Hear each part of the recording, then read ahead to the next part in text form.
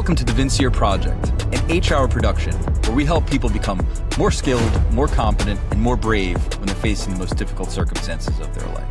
I hope you enjoy our podcast. All right, we're back at it one more time.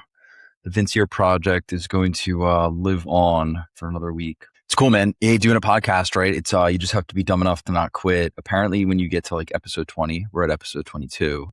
Episode 20, you enter like a top percentile, like top 10% or 5% or 1% of podcast just through sheerly producing something, whether it's good or not. That's kind of crazy.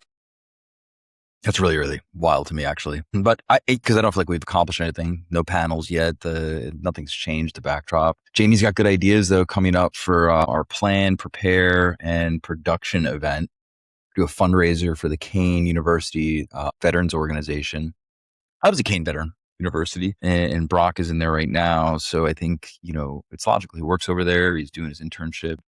Wants to raise a little money for the Kane veterans. So I think I'm on board with that. We're going to run from Long Beach Island down to Cape May. The route you have to run is about 88 miles, which I think will be fun. And it's good. He wanted to do a relay to play it nice and safe, which I think makes sense. And then if that didn't work out, he wanted to play pickleball, which I refuse to do that. I'm not playing pickleball. Anyway, anybody that plays pickleball, it's like, that's like, you're less of an athlete than a CrossFitter at that point. You're in that weird space where it's like non-athletic. You're a NARP, non-athletic regular persons, as the kids say these days. So anyway, back to the Kane thing. So 88 miles, we'll raise a little bit of money. It'll be good. Who knows how much we'll raise? I don't know. A couple grand, something like that. Maybe the Bank of Vince will fund it. I have no idea. So you'll see some stuff coming out over the next few weeks about that. Some marketing. Jamie put together some good stuff. Brock's training. I'm training. It might be a relay race. All kidding aside, I think the relay thing is responsible. You go, I go, straight through. Maybe we carry a flag. Maybe we don't. We'll do a little hoo-ha at the end of it.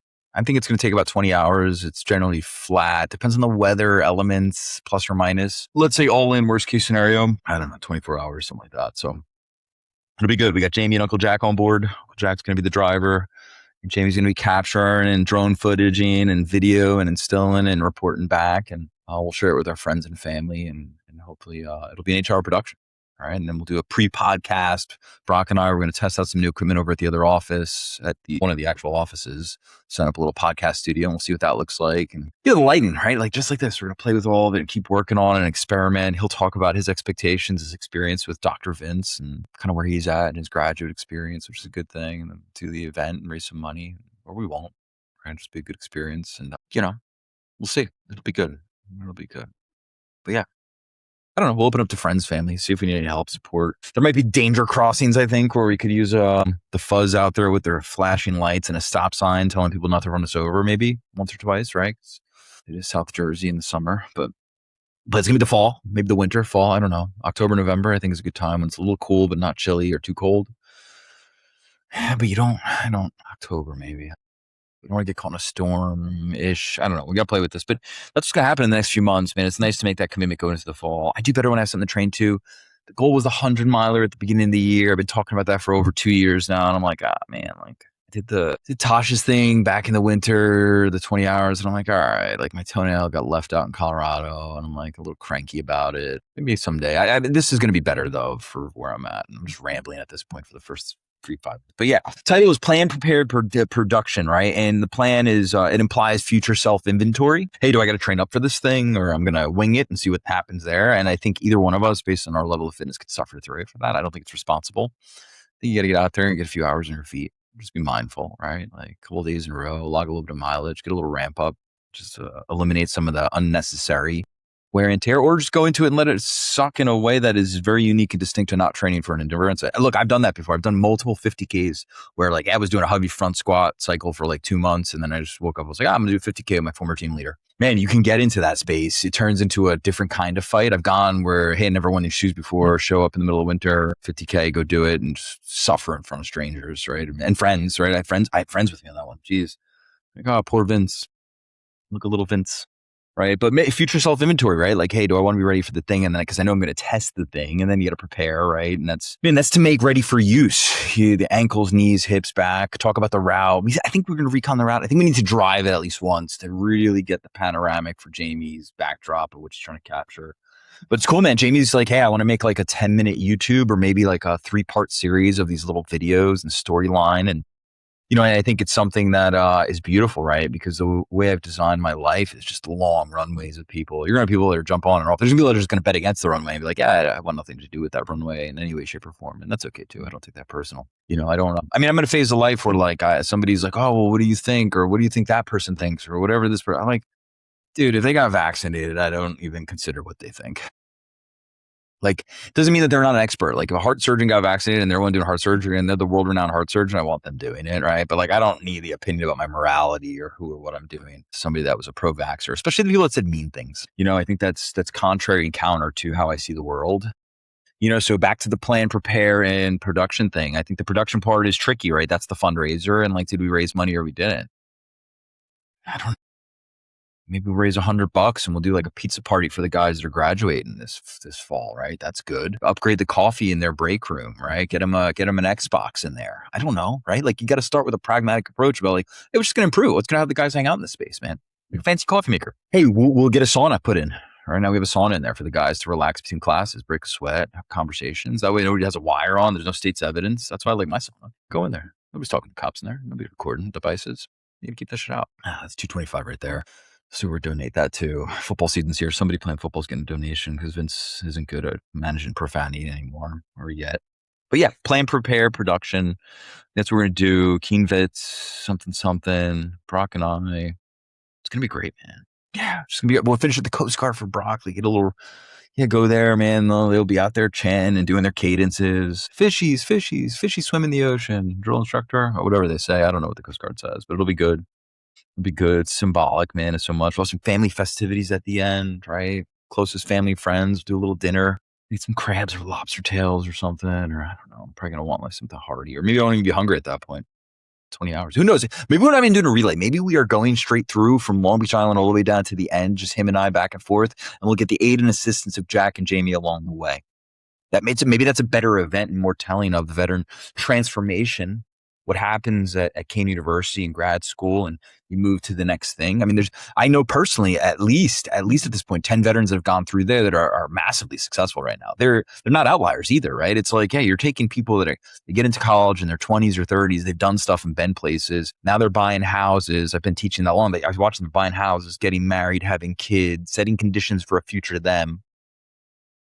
It's a little bit of planning, prepare, and you got to production. Got to produce. There's got to be a metric, quantitative specifically or qualitative of the particular thing you said you're doing. And folks that think on this scale, I think is awesome. People that think on this scale, but you want to be incredibly focused on the thing that you're doing and who you're serving. And I think that's how I look at it. It's like, oh, there's our professor, right? He's a GWAT veteran. He's doing his thing, right?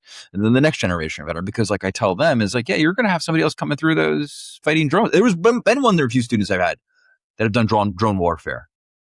Yeah, it sounds terrifying to me.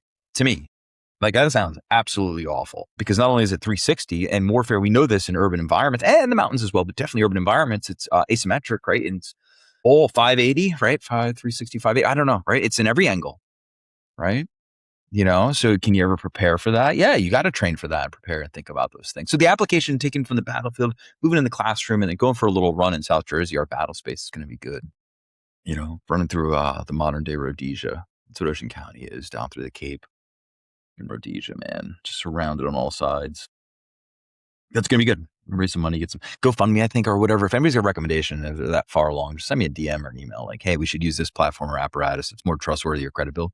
Because last thing I need is people thinking like, oh man, what if it catches and all of a sudden we raise like $100,000 and next thing they're doing behind the scenes with Vince and the newspapers at my door, like, oh, where'd that $100,000 go? I'm like, I don't know what you're talking about, right? Like, that's not what we're doing either, right? That's just not. I mean, there's a not-for-profit out there. It's like, hey, you can use our platform to fundraise. I don't know. We'll see. Use the Bank of Brock. Yeah, we'll figure that out. It's going to be good though. But that last part, production, I think that's the part that on my workout today, right? I was doing front squats, right? And kind of working through it and thinking, and it's the weights building and loading. I'm getting so jacked because we're up to 135 at this point. And it feels like a max effort. I know that it's not anywhere near my heaviest front squat, but it feels like a max effort because I'm front squatting a long time. And you got to measure it, because this is your reality, right? And it speaks to the philosophy that I have is you want to be incredibly generous with your money, and ruthless with your time. All right. You want to give access to people that are willing to pursue really difficult, challenging, and hard things and make changes beyond the scope of what they're capable of. I think that's what I gravitate to. And that's why I enjoy the educational backdrop, school, stuff like that. And then doing things like this because somebody's going to benefit from it. It could be one guy or one gal that's going to hear the message or see what we're doing or want to be part of it or be the benefit from, hey, we had the new coffee thing and they needed a cup of coffee when they're taking the exam in the fall. I don't know, the new Keurig, whatever. Right. So I think that's kind of what we're looking at and have to be very proud of because there's so many resources out there, so many missions, so many resources, so many not-for-profits, so many things that are available. I think it's a good thing. I think it's going to be a good thing. Learn some things about us. Yeah. But then the question becomes like back to that ruthless with your time thing is like, how do you gain or give or offer a captive audience? And I think that's something that I teach well, man. And I echo that to definitely my brothers and sisters and veterans, right? It's like, and you get to fall in line where you want to be in line. You don't have to wait in line anymore for much. You're not in the military anymore, and it's a really, really good place or a good space to accelerate or grow out of. I've yet to see within the peer group in those classes their counterparts be beyond their scope of understanding or capacity. They're usually on par. Some of the students might be a little more effective at being students because they've been doing it so long in the classroom kind of backdrop or setting. But academically, when it all goes in, right, the veteran student rises up and or outperforms many of their counterparts, especially in grad school. I've found a handful of veterans I've had in there. They outperform. And I think it's the seriousness of it, right? They're looking at it as a professional or it's kind of a trade craft thing. And it's a practitioner-based degree. You're learning how to counsel. You're not becoming a counselor theorist necessarily, though there is some theory and practice in the classes. You're going to test the practical application of the thing to see if you are full of the required wits and skills and sequencing and alignment and performance metrics, affect and inflection and tone and delivery of content, guiding and practice with somebody asking those critical and timely questions about difficult topics in their story, and I think that's what the job entails. And I think that's what happens there. I think the veterans that take to it, they get really good at it, whether they go into mental health or they go into different programs, physical therapy or forensic stuff or education, wherever they're going, right? Like it's could be a professional, be a good representation. You might be the only veteran that somebody knows or has reference of. No pressure, I think that's a recipe for success, right? But I think that, right, I dig it. The 3 Ps, plan, prepare, production. We're going to tease that out, work out. I don't know if it's going to be 3 Ps or not, but it's happening. Podcast is going to get a little better. We'll have multiple cameras. Jamie's just going to swipe the big fancy credit card and kind of get some angles and different cameras going up at the one office and see if we can deliver them better product, right? We're a percentile. We're in the top percentile of podcasts. We made it to episode 22, right? We're one of the best, right? We didn't quit at episode 3. Quitter, like a real quitter. Yeah, it's all good. I don't know. I don't want to ramble too much, but I'm doing it. And that's okay too. But yeah, you got to measure it. You got to look at the quantitative and qualitative. Those are the facts of the situation, right? And that applies to physical down through financial, every dimension of life. And I wouldn't get too caught up in measuring where you're at now in the race, right? There's no rush to the end and there's no big prize. And there's people that won't even declare competition with you and things like that. It's not how people are wired or work. This is about self-respect. It's about intersection, expression of what's important and values. You got to defend all values, right? You don't have to defend everything anywhere, right? Like, somebody mocks you, makes fun or thinks this is stupid or takes a shot at you or your personality. There's a couple of questions to ask. One is like, what are you mocking me for, right? I didn't pick you, you picked me. Number 2 is this, there could be some credibility in that. Heed the message and take note of it. That's a beautiful. It helps you plan and prepare and start measuring what actually matters in your production and what you put out and what you create and the value. But the people that mock in public and then they'll try to apologize in person, they're just your hoe forever. And you take the apology and be grateful and generous and gracious. Like, yeah, we've all made mistakes, said things, done things, right? And you take that and you just put it in your bucket. You're like, yeah, private apology after a public mockery. No big deal. And then, you consider people that are close to you that you share information or things or hopes or dreams with, and then it comes back full circle to you, or they're talking bad about you, or they're allowing somebody else to talk bad about you, and they're co-signing or laughing or chuckling. What are you going to do? You're going to get all upset and try to change everybody's opinion or mind? Just heed it. Like, oh, that's how they think and feel and pay attention. And that's how they see the world. It's not a deal breaker. It's not a deal breaker at all, right? And because the data tells me the truth. Either category or grouping of people right? The data tells me that a good percentage of them got a vaccination. So you have zero to worry about in terms of their opinion. Look about their opinion of themselves, right? Man, thanks, Dr. Fauci. Man, that was great. Yeah. But that's what I would consider, plan, prepare, production, right? And it's you're going to be naive, ignorant, courageous, and you move on from the particular thing or the perception of who you are, what you're doing, right? Most folks you're going to encounter that aren't pursuing much of anything are so amateur, they just don't even know that they're amateurs. That's a wild thing to me because we live in such an insulated and safe society that you're allowed to think and feel and be about things and stuff. And it's a good thing. It's a good thing. You get to be how you want to be and goofy and silly and out of line, and your rudeness is protected in our civil society. And that's a beautiful thing in my opinion. I think that's a really good thing for everybody. It doesn't particularly matter to me, but I think it's a good thing for everybody, right? But that's what we're going to do. Brock's probably going to want to quit around mile 10, and then I'm going to have to pick up the slack, and no big deal. Or maybe I'll want to quit around mile 10. That could happen too. That could happen. It has happened, but then I finished it anyway. So, well, good. Man, we'll keep going. We're in the top percentile of podcasts. I rambled all over the place for the last 60 minutes of your life. Thank you for listening. My mom's probably not going to be impressed. She said she's going to start listening again. She might not be impressed by this episode. We'll see. Cheers.